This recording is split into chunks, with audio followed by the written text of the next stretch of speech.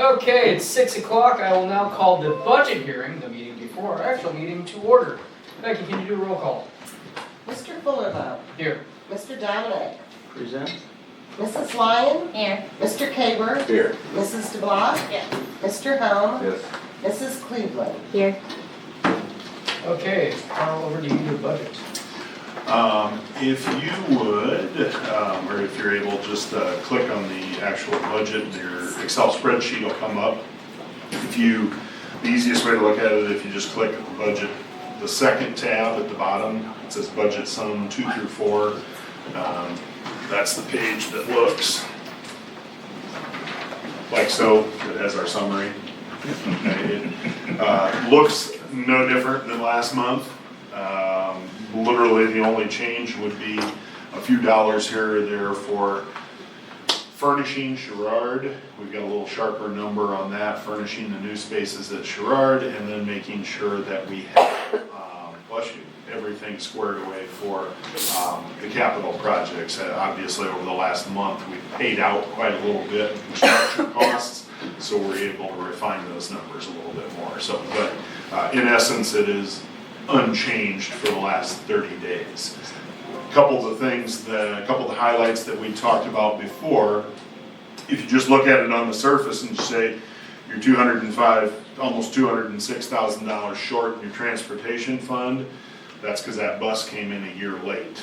So the money was there, it just comes out of this year's budget.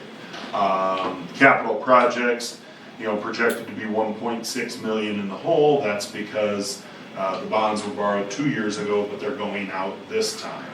The other red number that you'll see is the ed fund. The ed fund right now is projected to be just short of 440,000 in the red. That was a result of the past contract negotiations where the strategy was to lower the cash reserves a little bit in the interest of property taxpayers. So,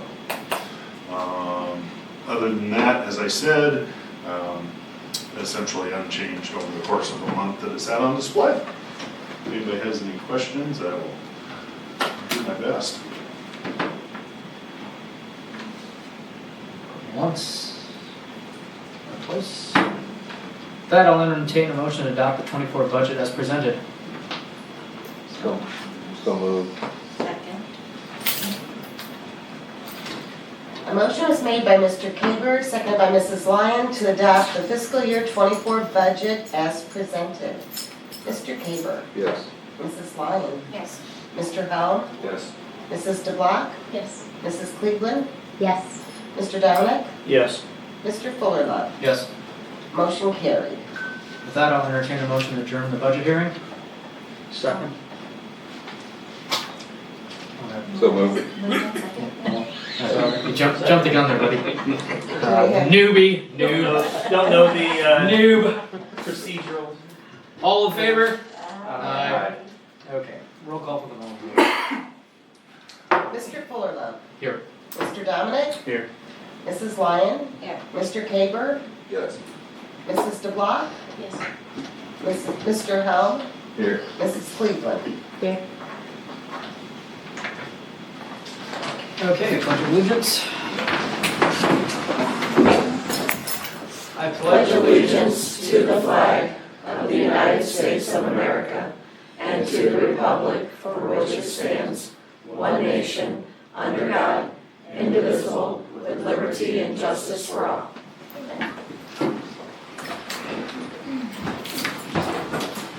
Okay, are there any changes to the agenda, Dr. Johnson? There is one resignation that we will accept tonight after, that will be presented after executive session. Other than that, we're good. Okay, with that I'll entertain a motion to adopt the agenda. It's as presented, right? Or is it? Yes. Yep, as presented. So. Is there a second?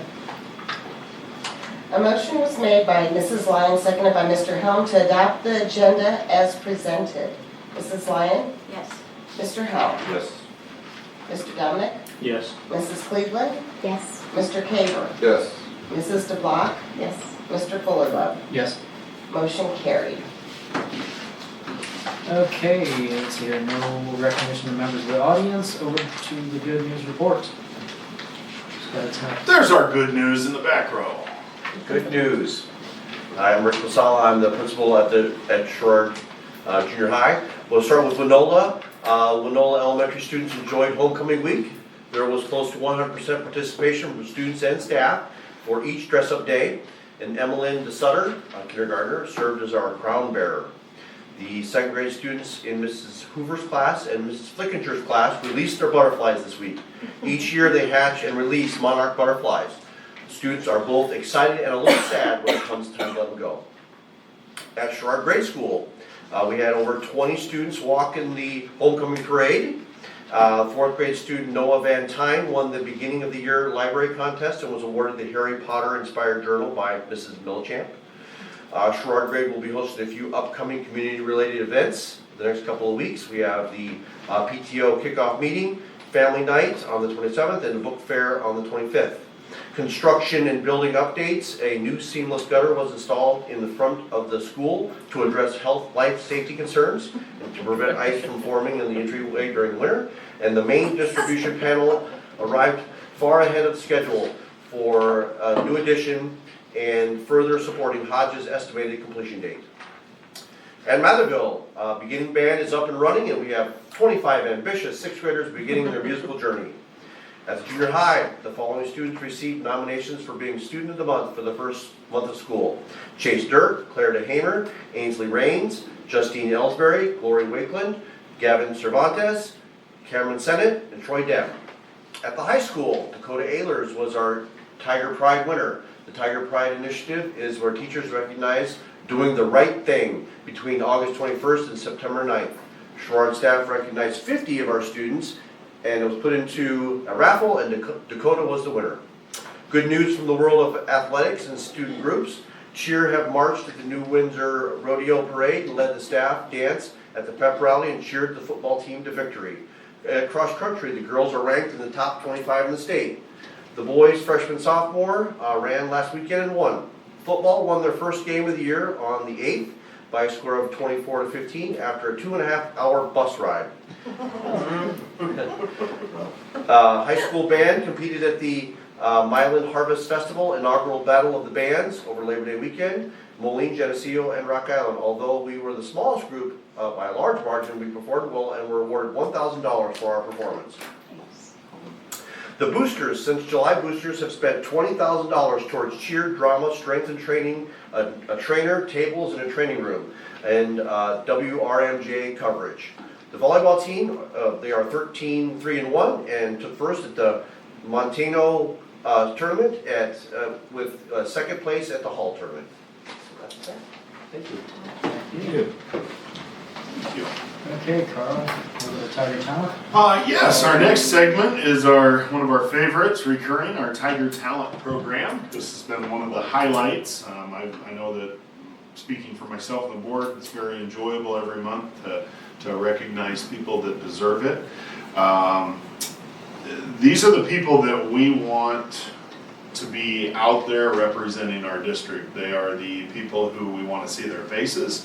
And we want others to see their faces, because that literally is the best, if you will, sales job that we could ever hope to do. So if the members of the surrounding community see these people, they're going to want their kids to come to school here. They're going to want to move here. They're going to want to participate and do the things that we're doing. So again, we're trying to get the best people that do the best things out there so that they can be recognized.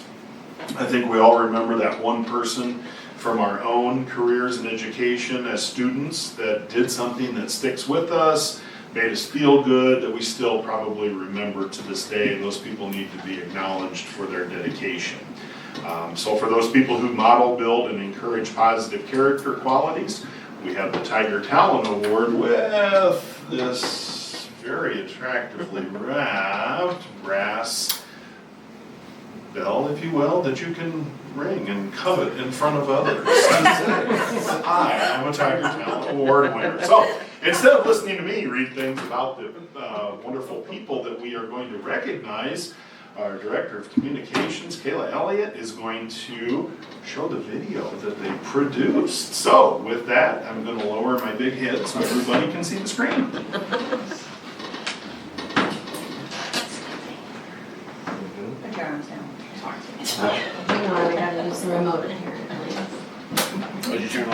good look for you, Rick. Thank you.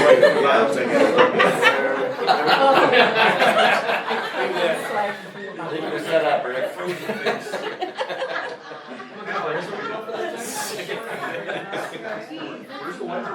Where's?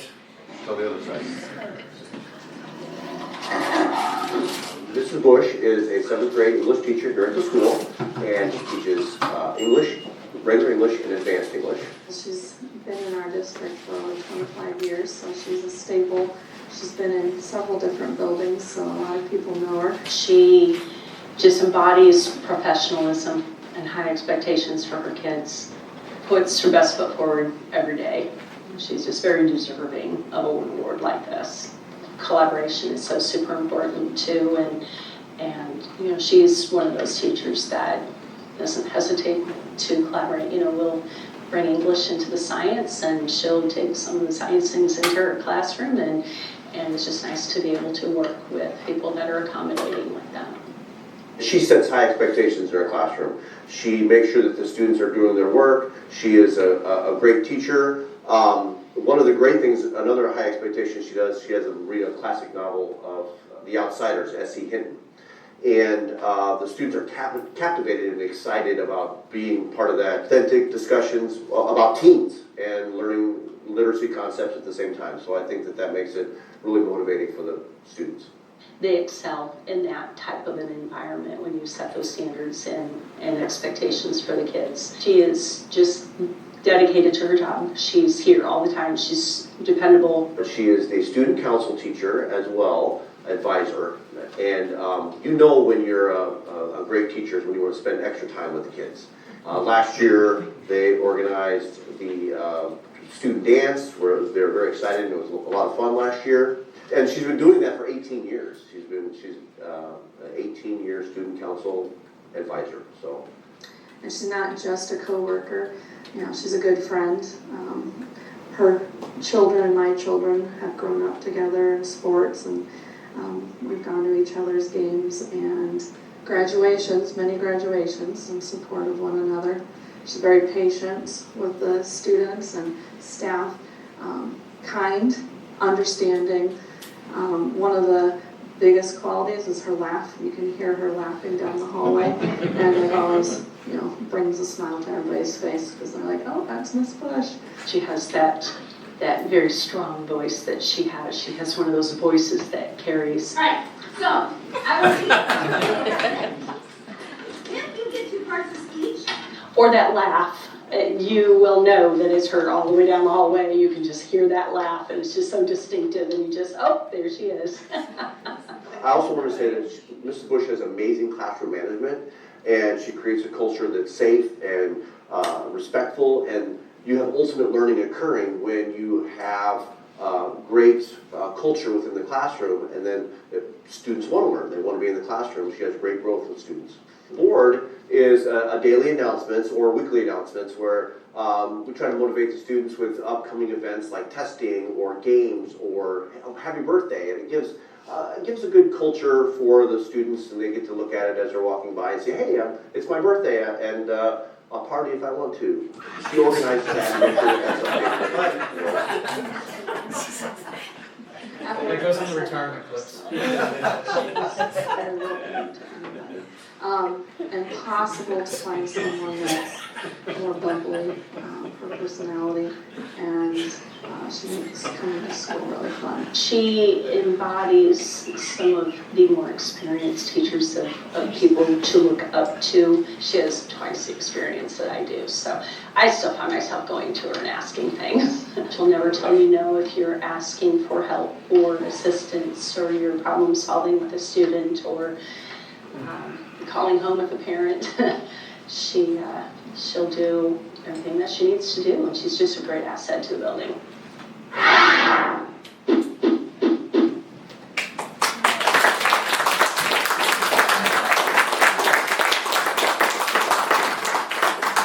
Well, Ms. Bush, for all that you do. Thank you. That's fine, but I've never.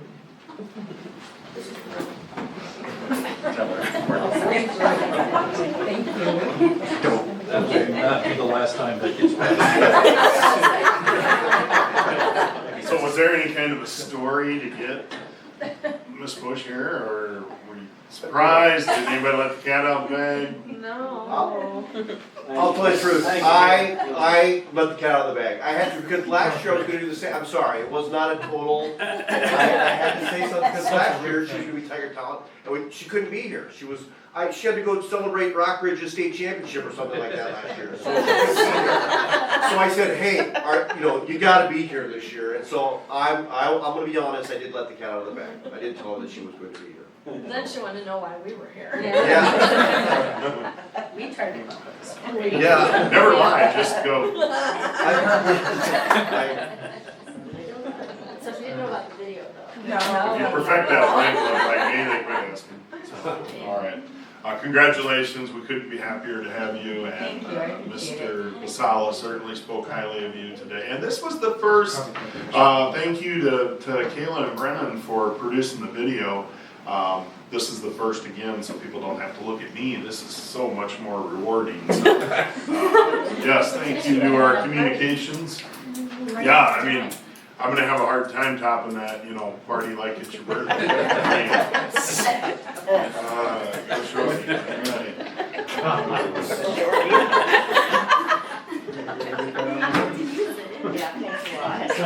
You're stuck in that student roll, aren't you? Kevin, snap, come on, snap out of it. Yeah, glitch. Yes, Come on. yes. That was far calmer than what was intended. That was what? So, He's still stuck in his set Sorry. right now. Yeah. Okay, any changes or questions about the consent agenda items? Hearing none, I'll entertain a motion to approve the consent agenda items as presented. So, Your second? Second. A motion was made by Mrs. DeBlock, seconded by Mr. Dominic, to approve the consent agenda items as presented. Mrs. DeBlock. yes. Mr. Dominic. Yes. Mrs. Lyon. Yes. Mr. Helm. Yes. Mr. Kaber. Yes. Mrs. Cleveland. Yes. Mr. Fuller. Yes. Motion carried. Okay, over to the report of the superintendent. good evening again, everyone. First item that we want to talk about tonight is the request to expand our ag program into the junior high level. This is both going to fulfill a need and also expand on a phenomenally successful program. As you can tell from Mr. Worthington's memo, when Mr. Timmerman left, we had no applicants for the position of industrial technology, and there are almost no colleges that still have that as a major in order to get a, if you will, a traditionally trained teacher in the area of industrial technology. Now, if we have a little bit more time to work with it, you can try for the possibility of an alternative certification. For example, the Area Career Center, where our high school students will attend in East Moline.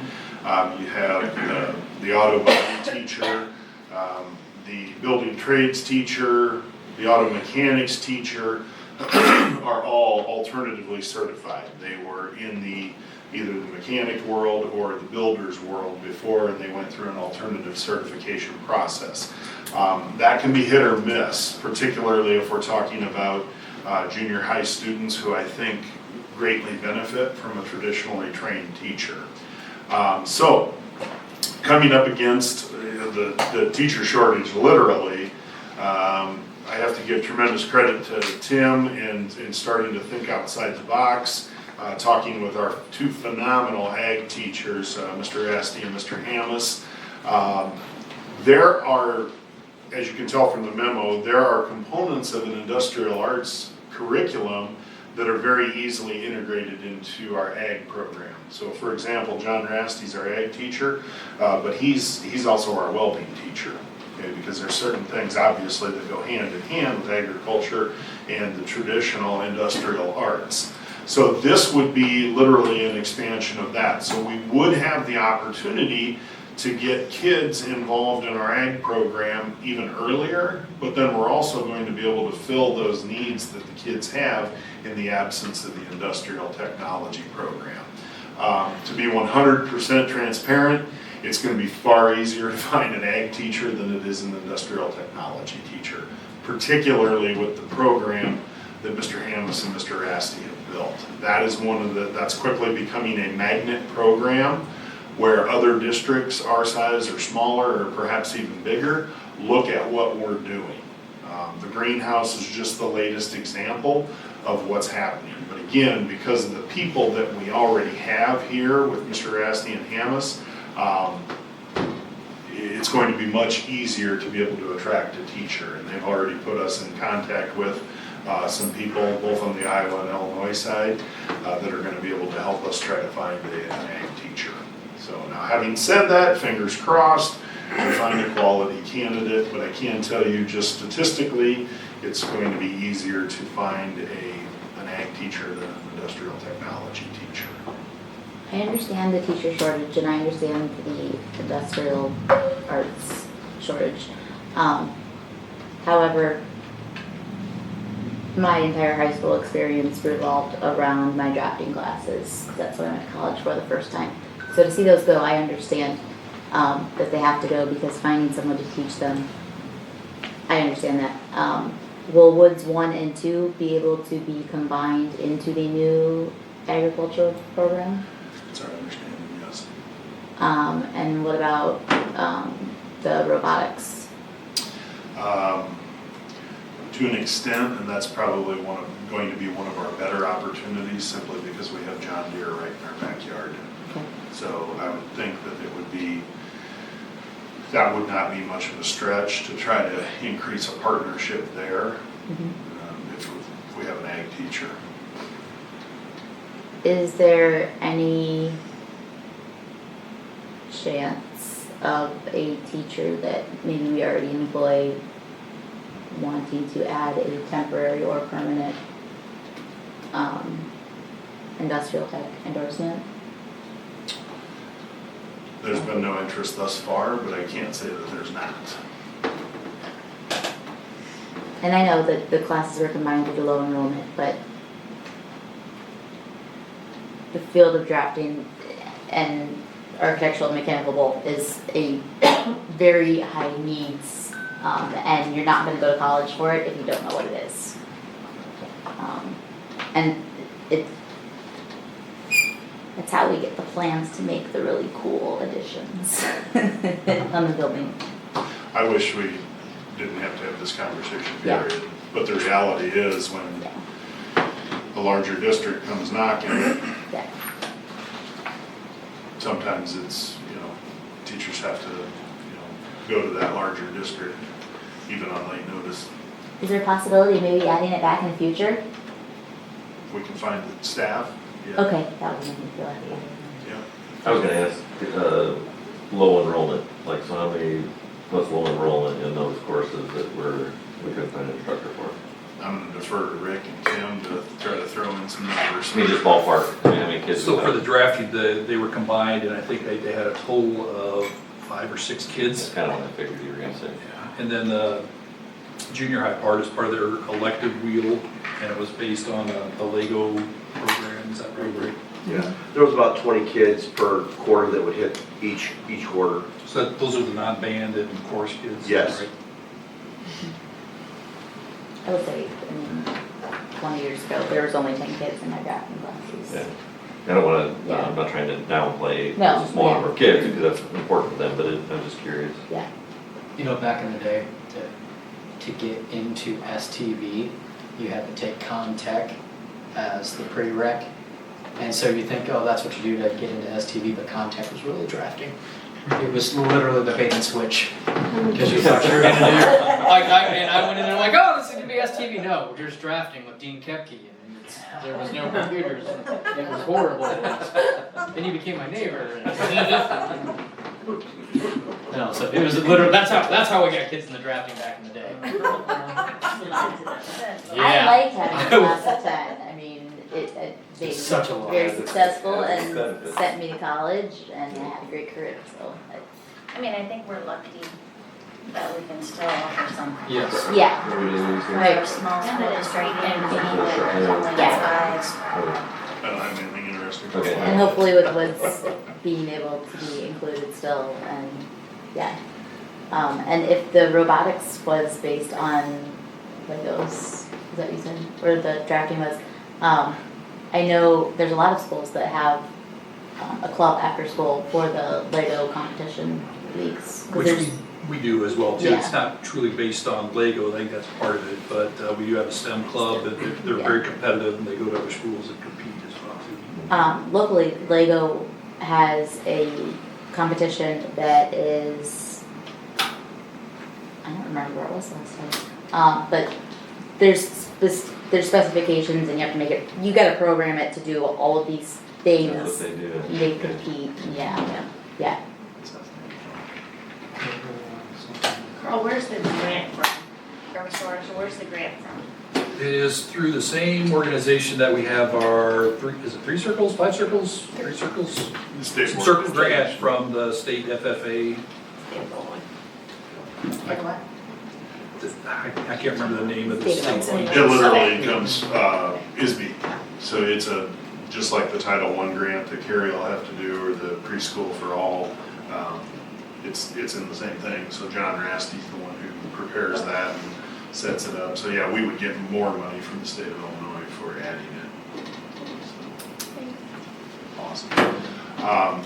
Casey, to address your point, one thing that I've been trying to get my mind around to try to bring it to the high school level is the mapping software, the geographic information systems.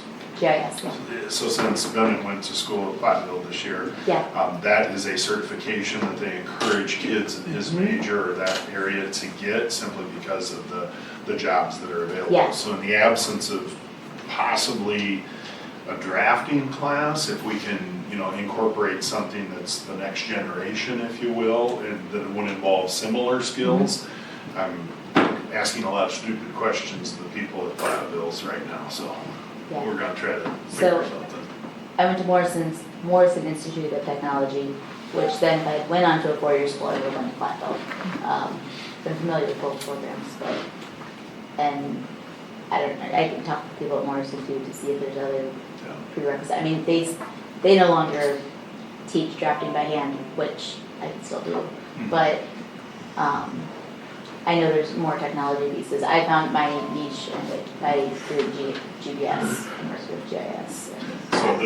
So you would agree there's probably a lot of skills that you're Yes. gonna develop some of the same, good, Yeah. make sure I'm not completely off base. No, but the computer aided drafting is necessary for any architect, any city planner, city designer, any major contractor that's going to oversee anything, because somebody's got to draw it. And these are some things that Yeah. if there are kids that are interested, we can always reach out to the Area Career Center at East Moline Yeah. and see, because our request for the Area Career Center, Tim and I had a Zoom meeting with the community foundation that runs the Lucer Flake grant that gives us a significant amount of funding every year. For a couple of years now, we've used a lot of that money to fund the Area Career Center so that we could have additional placements to send kids there. There's no longer the interest there used to be. We don't have to worry about the competition that it used to be, and unfortunately having to tell kids no. So we now have more than enough money in that program to go around because the interest is not there right now from what there was. So, and that was a pretty informative meeting too, but it's all in the same vein of what can we do as educators to help steer kids towards, if college isn't the choice for them, the trades, and what can we do to get them ready? Oh no, you have to go to college to do drafts, right? Yeah. So. Yeah, it's part of trades, but Sure. in order to do it, you're going to college, whether it's 2-year or more. Yeah. But getting them to the Area Career Center where they could do Yeah, some yeah. pretty advanced stuff. would be- Absolutely. Yeah, Yeah. so, all right. Any questions with that potential change? If so, my recommendation, also coming from Tim and Rick, would be to recommend to approve expansion of the ag program to the junior high. And again, if if the possibility is there of finding instructors that we can add back things, that would definitely be a priority in the future. Yeah, I would say just don't, forget it and move on. Kind of, We're not gonna clear out the lab. Yeah. Computers and servers and send them off. Yeah, I'd say still keep it on board if you can, and if you get ahead. Great. Okay, with that, I'll entertain a motion to expand the ag to junior high as presented. Is there a second? Second. A motion was made by Mrs. Block, seconded by Mr. Dominic, to approve the expansion of ag to the junior high. Mrs. DeBlock. Yes. Mr. Dominic. Yes.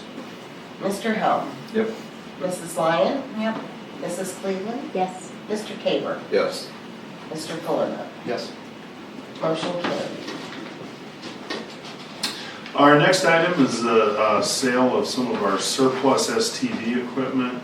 Mr. Warnington was in contact with our former STV instructor, Mr. Hutton, who's now doing a similar program down at Carl Sandburg College. And these are items that would be considered surplus or redundant because they have been replaced with newer items here at our STV program. So Brian wants some of those old tools. Brian wants some of his old tools. And don't think for a moment that we didn't thumb our nose and say, it's the leftovers, buddy. You can't have the new stuff. So, that would be, talking with Brendan to make sure that that we don't need these things. That'd be And then the approximate value is far in excess of what you would get at a public auction, for example, like what we did with the vehicles or the hundreds of file cabinets that we still have available in storage if anyone's interested. Because I trust Brian, but I don't really trust Brian anymore, so. Oh, not for a minute, no, not for a minute. Tell him I said that. So, with that, I would just recommend an approval. This is literally a sale from a taxing body to a taxing body, so we're above board with the memo.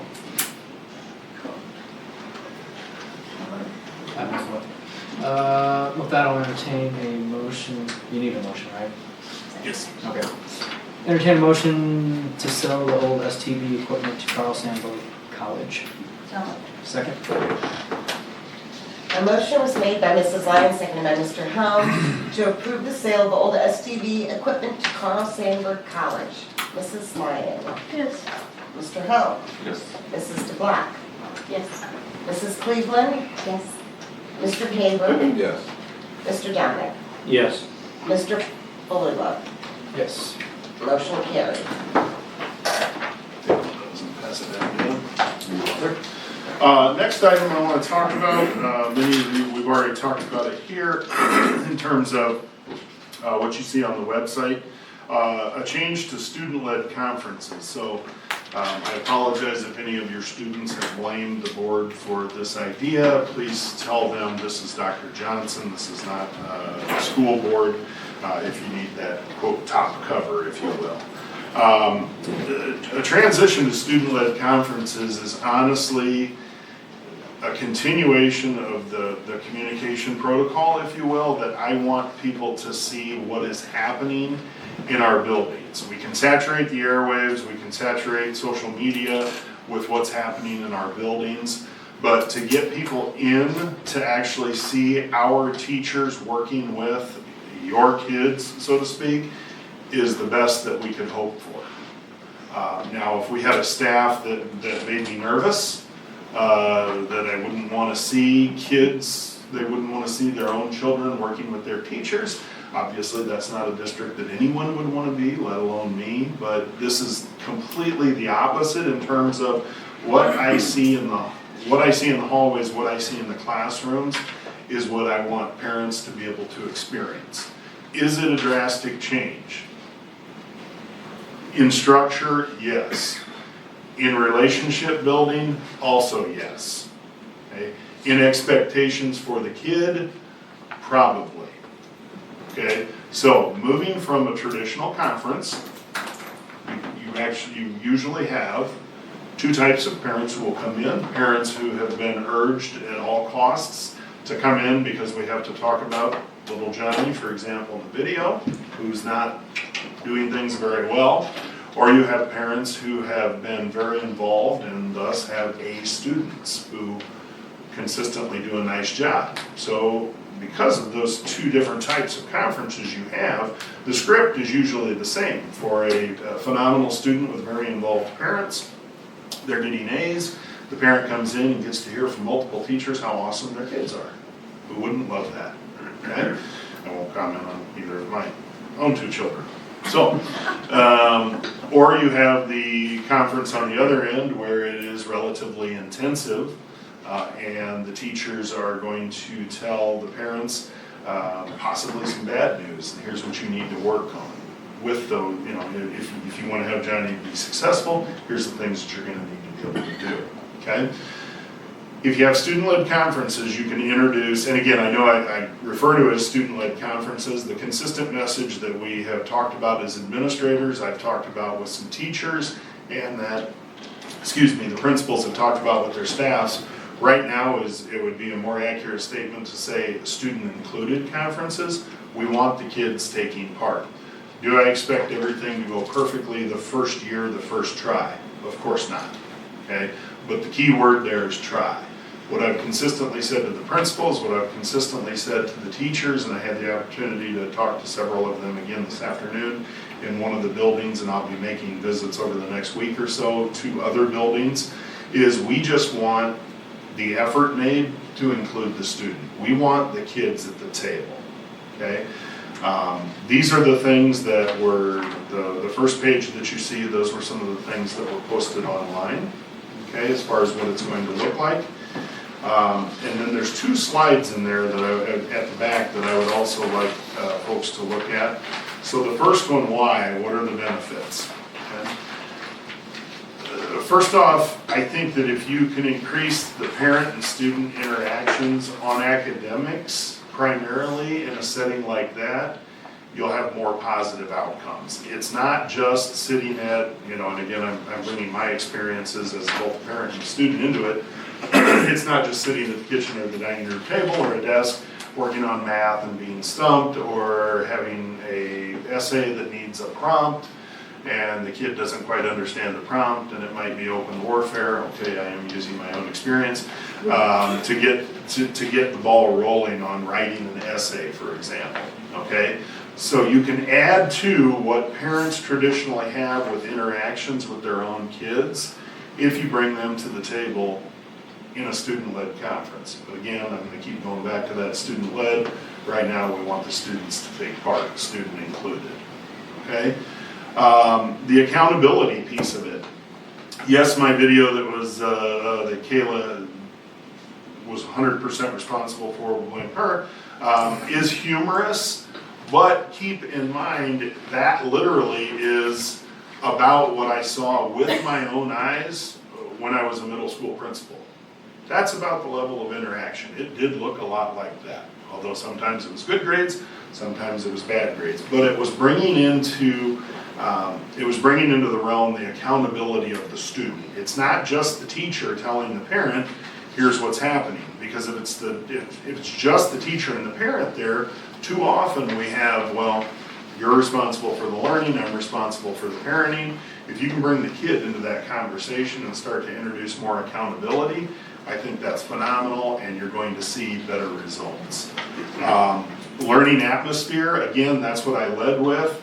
If we had a staff at Sherrard that made me nervous to bring a kid in and bring a parent in and sit down at the table with the teacher, wouldn't be suggesting this. But again, we have the opposite. We want parents to come in and see how our teachers work with their kids. Opportunities to see work in progress. I was teasing the kindergarten teachers that they are the only ones who this is not going to get easier for, because they get to do it all over every single year. Fortunately for me, they're not very big and they have a great sense of humor. Okay? Self-evaluation and self-reflection skills, and I'll get to those just in a little bit, the kind of impact that can have on learning. And then finally, a goal-setting process. A goal-setting process literally can be as easy as what I did in that video, where I just say, I want to do better on my study habits. And that is something, for example, that every 7th grader can easily understand. I want to do better with my study habits. I want to turn TikTok off and actually focus on my science. Guess what happens with not just grades, but skill level and achievement? Anything you want to measure is going to improve. But it's that accountability, it's that reflection that a kid's going to do, which is going to look different at each age level. But when they have that reflection, that's going to be a net positive gain on education. And again, increased attendance right now. We have pretty good attendance, I would say, across the elementaries, but we can certainly improve at the secondary levels. Okay, so when you get to the junior high, our attendance for, not student attendance, excuse me, attendance at conferences goes down significantly. When you get to the high school, again, it goes down significantly yet again. Do I think this is the only magic silver bullet to solve that? No. But I honestly have enough faith in the staff that the communication process, when they come in and they see what's happening and they see the teachers working with the kids and they hear it from their kid's own ear with the teacher present, I think people are going to be more willing to come in than the traditional 2 types of conferences that we've seen. Okay? A benefit you didn't listen, you may not realize, is you've now allowed both parents to go to conferences. I've always been the conference parent. Terry's always stayed with the kids, because if the kids aren't supposed to be at the conferences, what do you do with the kids? Well, you go to the conferences if they're not old enough to stay home alone. So, and that was a question that came up with when I met with the small groups of staff was, from both elementaries. Yeah. They said, well, what about siblings? That's always been an issue. Like you said, you know, somebody that shows up and they have to have their kids sitting in the hall, or whatever the case. Hey, no more. Yeah. Bring them in. Yeah. You know, bring them in. We just always only sent one parent because the other one kept both home. Yeah. So thank you. I mean, to tie onto that, just preparing teachers though too, having done student-led conferences for probably 15 years before COVID, I do know the work that goes in to prepare it for a true student-led conference. Yes, siblings are in there, so teachers be prepared to have a coloring desk for those siblings to keep them busy, because otherwise they will run the conference. Because mom and dad will be Johnny. So yes, it is nice because the kids come. And I mean, I will admit, pre-COVID, I did them regularly. Usually the week before the conference was practice. And it is a lot of practice with 3rd graders and 2nd graders and 1st graders and that. So that's always been a concern. And so I really am appreciative that you said that the effort now is to get student attendance there and that, so that as teachers prepare for this in the future, you know, this can be a building step. I was going somewhere else with that. Oh, I have switched myself though away from the student-led. I do a student-attended, or I call it a student-assisted conference. And that where we have an open conversation with the parents and the student, and I always have my kids there. And that because they need to hear what's going on, and they need to partake in the conference too. So even my little 3rd graders will sit there and talk. But anyway, the main thing is, I'm glad that you said we're looking at an effort, not a full course student-led conference yet. And honestly, I hope everybody, at least in this room or at the table, I try to be the common sense guy. So we could put together a program where we used every minute of professional development for 18 months to be able to put, you know, a highly structured program in place for a true student-led conference. And it's kind of the sifting. After 5 years, it sorts out. You have your original plan from 5 years ago, and what is this conference supposed to look like? It looks like this because that's what works for the teacher. I sincerely want to respect people's ability let's start slow and include the kid, because in 5 years, it's going to look different than it does this year. So, again, just start small, try it. And if teachers come to the principals and say, this is the worst idea, ever on earth, okay, what can we do to help? This doesn't work for me.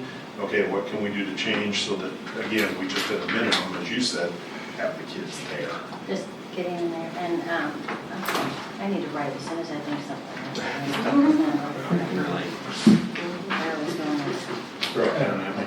I know, right? I have a question. You go, sit down. Okay, so maybe this is me just not understanding it, but once they get in 6th grade and beyond, so we'll just use Caitlin as an example, so Mr. Epperly is doing Caitlin's, but he is compiling information from all of her other teachers, correct? Yes. Okay, so what if she is fine with everybody else but struggling in Mrs. Lopez's class? Shouldn't that be the instructor that I'm speaking with? And it can be if the teachers, when we talked about this at the last 2 admin meetings, you can almost have a draft day. So for example, I know Tim and Rick at the second, Jeff, any kind of secondary where they switch classes, they'll have a master list of who you have. So if Miss Lopez sees that Caitlin's struggling in Spanish, and she can contact the facilitating teacher, Mr. Epperly, and say, she's struggling, and here, can I take this one? Yes. We affectionately refer to that as draft day in my previous stops, where teachers could swap that. Because, let's face it, if a kid has an A in English, it doesn't necessarily mean they're gonna have an A in science or math. So they can do that. The other piece is, right now, we're looking at about, at the secondary level, teachers are gonna have between 12 and 14 kids they're responsible for, but they're gonna have about 32 to 35 time slots. So the time slots, what I've encouraged the principals to tell teachers to do is have, basically just post a piece of paper outside their room that shows when their conferences are versus when their open time slots are.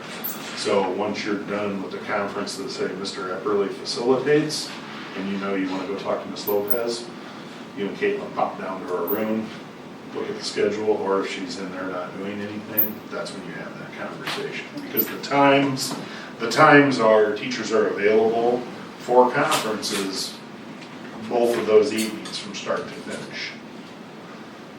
They'll have some time slots that are scheduled and some won't. And again, that's the assumption that it's 100% attendance, and I know that's not going to happen. But, so, with 100% attendance, they're still going to have 15 to 20 open time slots. And that won't solve all the problems. I don't want anybody to think it's going to. But, again, that goes back to the faith that I have in the teacher communication with, they'll set something up. And they'll start to, they are so available. I mean, I know when I walk into the high school, at the end of the day, there's a lot of people running around. So. And are they scheduled or are they walking? You have the ones you're responsible for are scheduled. But since they're 15-minute time slots and you're only responsible for about 12 to 14 kids, you've got those other time slots that are inherently open. Like as a parent, am I scheduling a specific slot? One, and then if there's another teacher that you'd like to talk so I am to, scheduling. go by their room, and hopefully they have something on the wall that you can just check and see, or if you see them, they're available, say, hey, can I talk to you for a second? Yeah. I bet the teachers that are leading our kids so far have emailed and said, where do you want to fall in time schedule? Yeah, I think I just got a blanket this time, so these are my conference times. I need to read it closer.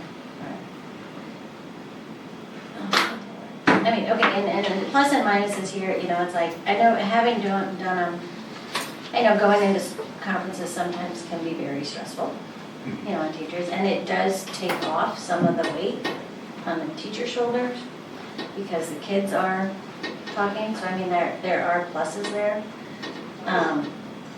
Where was I going with this? As far as the high school thing, I think our high school teachers do an excellent job as far as, I guess I use the portal all the time. And it's like, if my daughter doesn't get a good grade, what is this? what's going on? And I guess I put it on her already. You need to go in and talk to your teacher. You need to do this. And I mean, we've got great teachers that have constant communication with us and that. I'm hearing that from other parents too. And so their response to the student-led, I'm afraid it might backfire a little bit on us because they're like, I don't need to go in and have my kid tell me the same thing that they're telling me every night.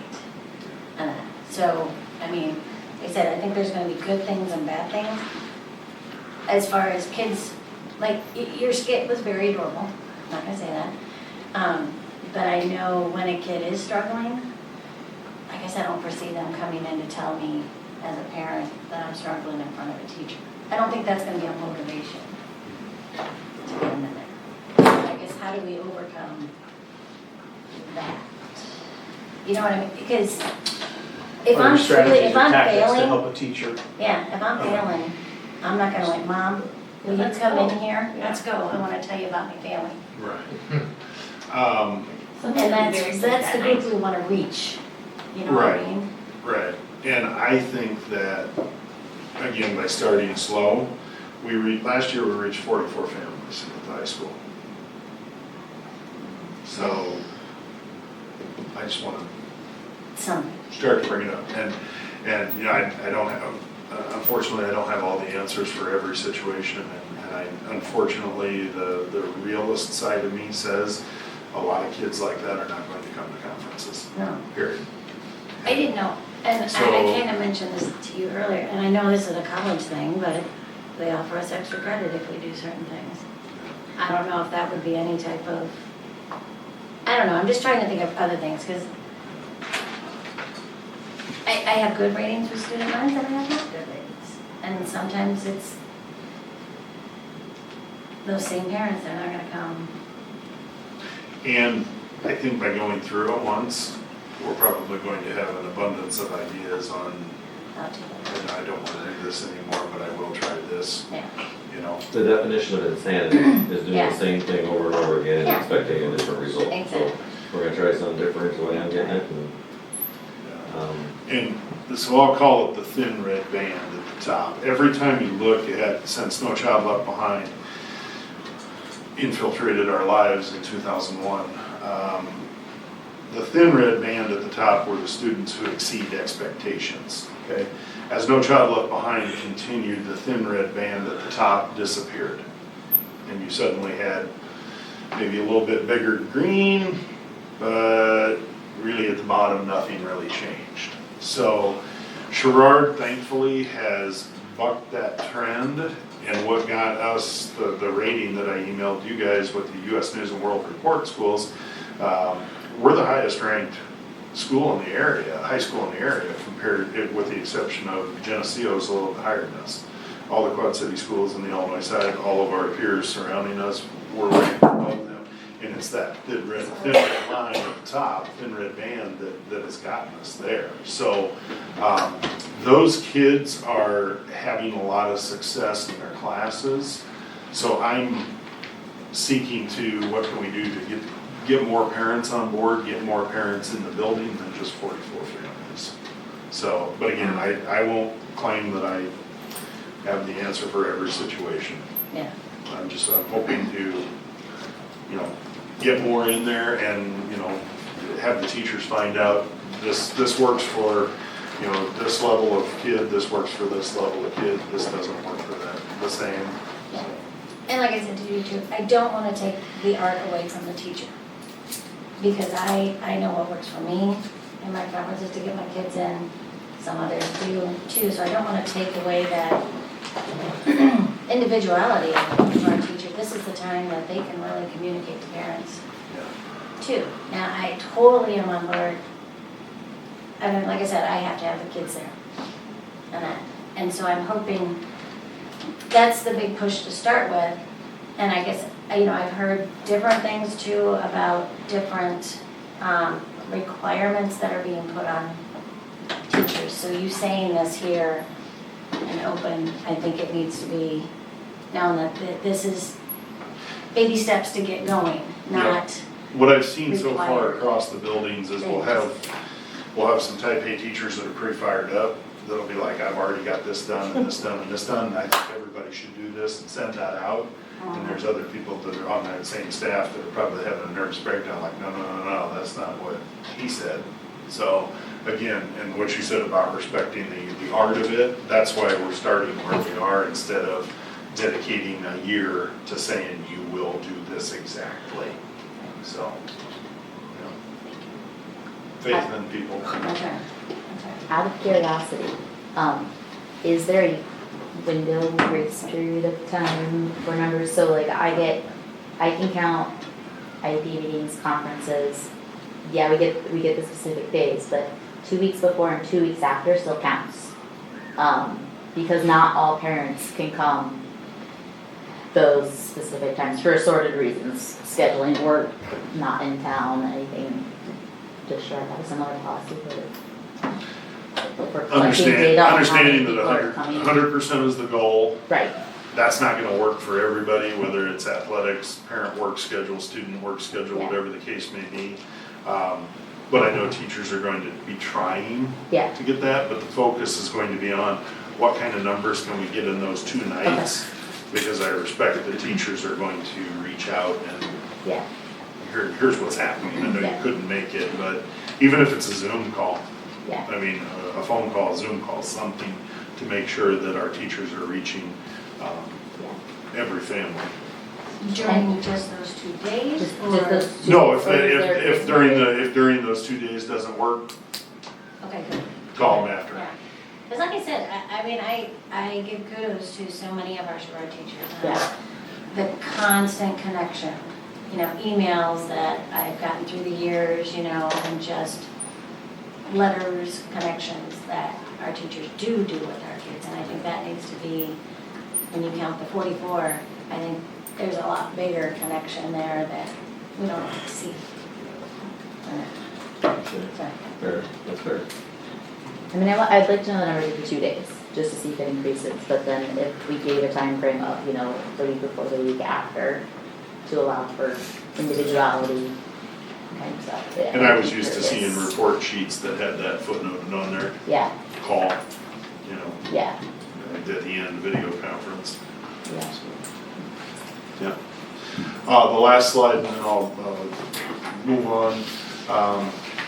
If you're into statistics, like I no longer am after a dissertation, John Hattie was a researcher who conducted a meta-study called Visible Learning. This has probably been 15 years ago at least by now. And what Hattie did was, if he wanted to know what kind of an effect a particular practice had on education, he didn't go out and do a study. He did a meta-analysis of existing studies. So if he wanted to know what kind of a effect one-to-one laptops down at the bottom there, what kind of an effect do one-to-one laptops do? He didn't go out and do a study. He would analyze and disaggregate 150 studies that already existed. And literally take these studies, aggregate it out, and what kind of an effect size. The average effect size of, positive effect size of educational practices was 0.40. Okay, so anything above 0.40, you're gaining ground with learning and with your students. Okay, so you can see one-to-one laptops was significantly below the 0.4, okay, 0.40. Within class grouping by ability level, as you can see, was far below average for success rates. Homework, always a hot topic in education, didn't seem to have much of an effect on outcomes for elementary or high school.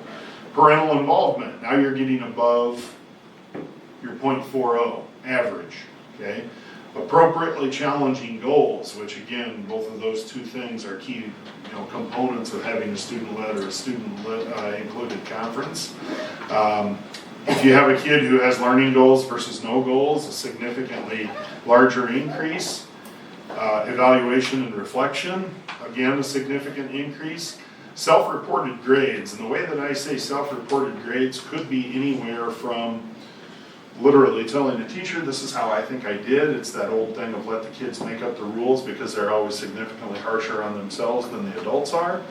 Or being responsible for actually reporting those grades in a situation like a student-led or student-included conference. So if you're ever bored some night, just Google that, John Hattie's Visible Learning. It is absolutely fascinating and easy to understand.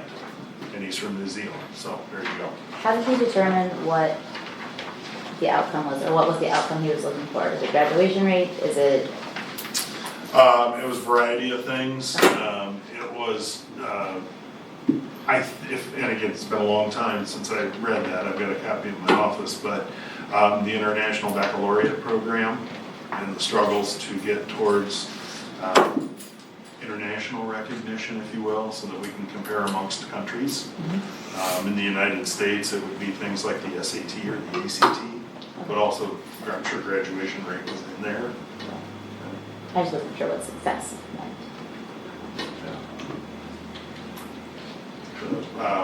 The PISA, the international test. Yeah. So. Questions? Sorry, I talked for a long time on that. Thank you. Last thing, I got a new updated today actually.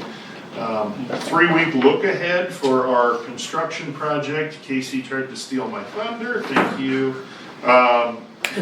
He alluded to the main distribution panel. Literally since last spring, Casey, everybody's been on pins and needles because the main electrical distribution panel for the addition was not yet built when it was spec'd out, and they did not have one available. So both Hodge and LMI have been anxiously watching and monitoring what we needed to do to get that panel that was not yet built.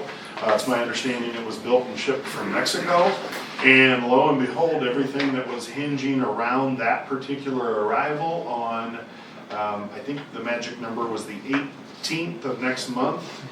It came yesterday or today? I believe it was yesterday. Yesterday. So, jackpot. Now we can start to move ahead, and there's quite a few things that can be done right now for the next month, as in that they were holding off on before that panel. So hopefully that will also move the needle and making sure we get in there on time. But again, I know I forwarded these 3-week look aheads to you before. All the subcontractors are on the left there, and then it's broken down by week, exactly what they're going to be doing on those particular time frames. So, let's see. Dan and I were over at the construction site the other day looking at the water detention pond. Everything for that site is going to go in that on the west side of the addition. Everything as far as stormwater and drainage is going to go into there. And we had to make sure that it was actually being held in there instead of just being funneled through to the neighbors. There was a piece that wasn't there yet. That's been rectified temporarily, and as you see on here, they're gonna fix that so we have happy neighbors. So, other than that, I've been trying to walk through quite a little bit and talk to folks to make sure they're on board. Anytime somebody wants to go over and take a walk through, just let me know. We'll stop at the trailer and get a hard hat and take a look. All right, next. Okay. All right.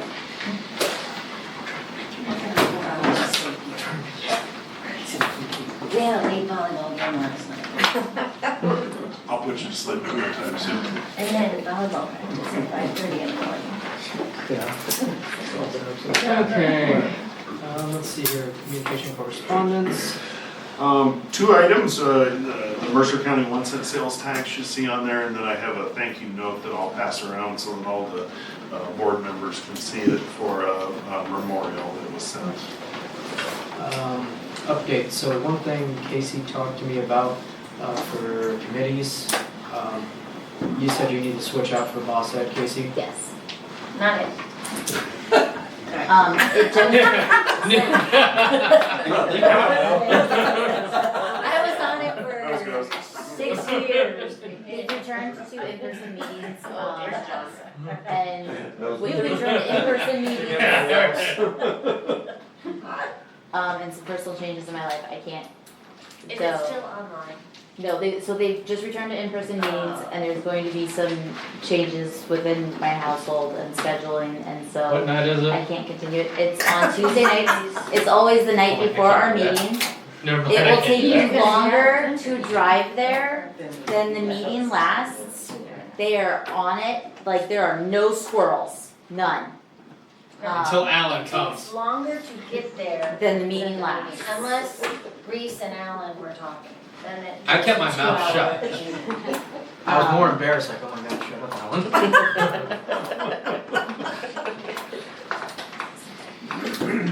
If no one else is willing to go, I can hopefully try and work something out. And that might include maybe one of you volunteering to watch my children. They're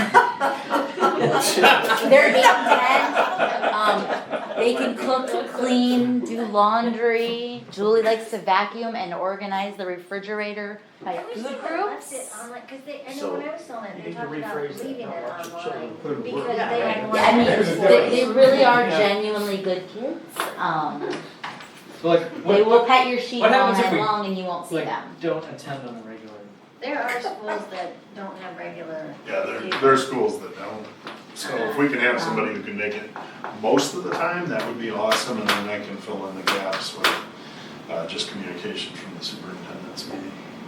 Which is basically, repeat when you get more employees than we do. They go over the budget, they go over any Staffing issues. staffing issues, and okay, meeting adjourned. Yeah, It's like a We mini have board- a one mini closed board session, meeting. talk about one thing, yeah. and then they're done, and I wonder if we could push them to let us call in. Because it takes 30 minutes to get in I can there. ask. So, and it's- just two. I could attend regardless of the changes that are going to be happening in my life if I could still attend online. Okay, so number one, let's see about online.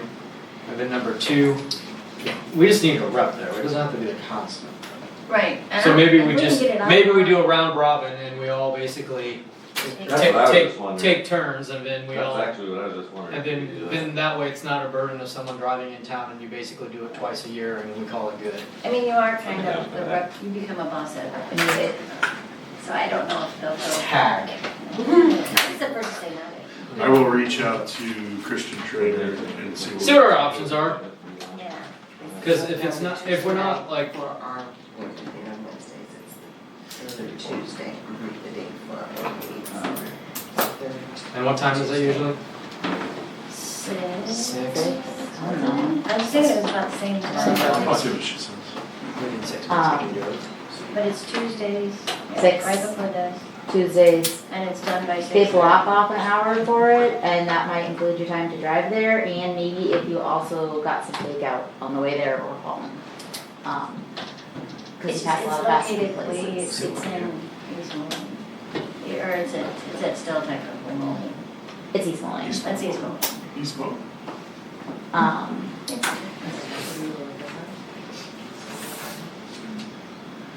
So yeah, see if we get any chance of them streaming it. I'll see what she says.